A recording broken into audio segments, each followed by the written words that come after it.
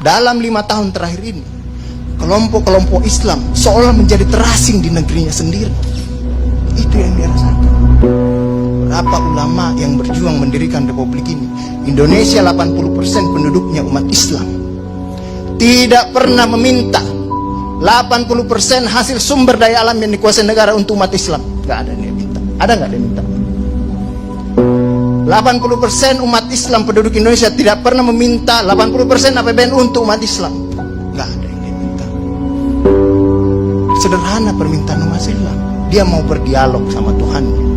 Dia mengingatkan umatnya akan kebaikan, yang tidak hanya mengajarkan doa makan dan doa minum, tapi juga cara memilih pemimpin.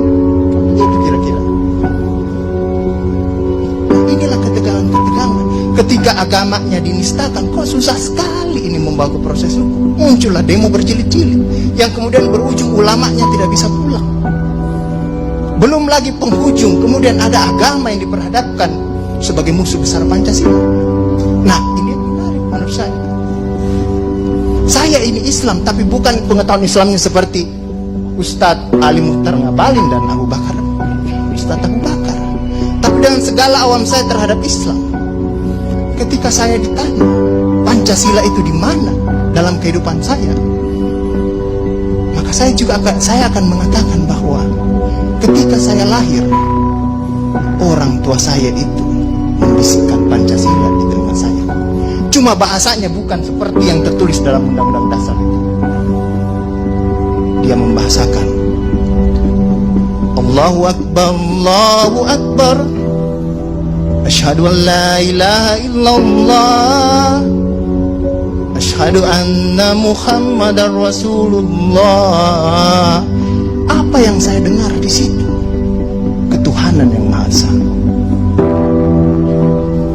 Hayya 'alas shalah. Apa yang saya dengar di situ? Mari kita bersatu sama-sama, karena kita akan mendirikan sholat. Dan Al-Ankabut mengatakan sholat itu mencegah kamu dari perbuatan keji dan mungkar. Ada kemanusiaan yang adil dan beradab. Saya dengar di situ.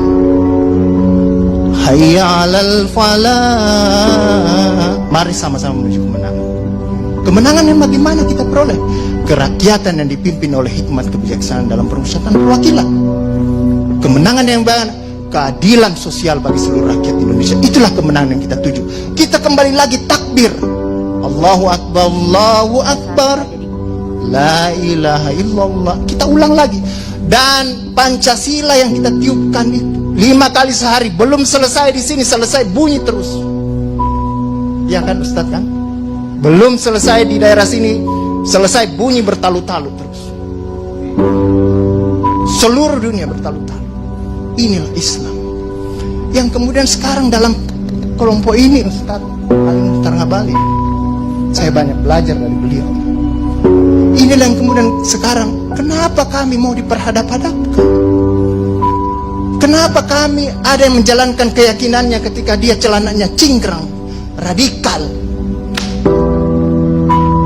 atau dia pakai cadar, dulu diperhadap-hadapkan. Saya Indonesia, saya Pancasila, ada dulu itu banyak sekali seperti itu. Kenapa kami seperti ini? Sekarang akhirnya semua orang disuruh pakai cadar.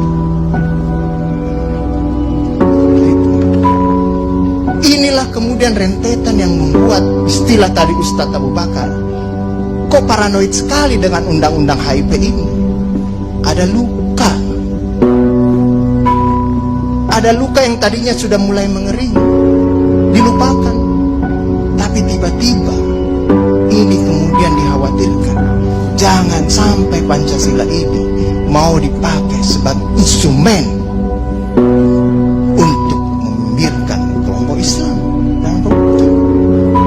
Apalagi kalau kita baca RUHP itu, megang kekuasaan pembinaan ideologi Pancasila ada sama presiden. Saya juga baca-baca sekilas tadi. Kok di situ ditulis pendidikan nasional menurut undang-undang ini itu berubah. Tujuan pendidikan nasional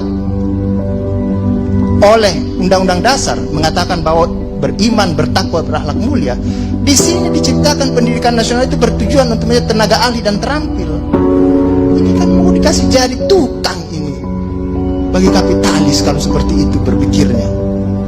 Nah, inilah yang kemudian yang dirasakan oleh kelompok-kelompok Islam dalam perspektif perjalanan konstitusional kita, bahwa ada yang tidak adil dilakukan oleh kekuasaan.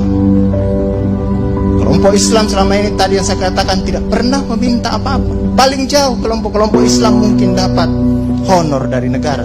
Itu pun tidak dipakai untuk foya, dikembalikan lagi untuk membantu negara, menghidupkan santri-santri, mencerdaskan kehidupan bangsa, menciptakan manusia-manusia yang beriman, bertakwa dan akhlak mulia. Yang sebenarnya tugas pemerintah itu dikembalikan lagi seperti itu.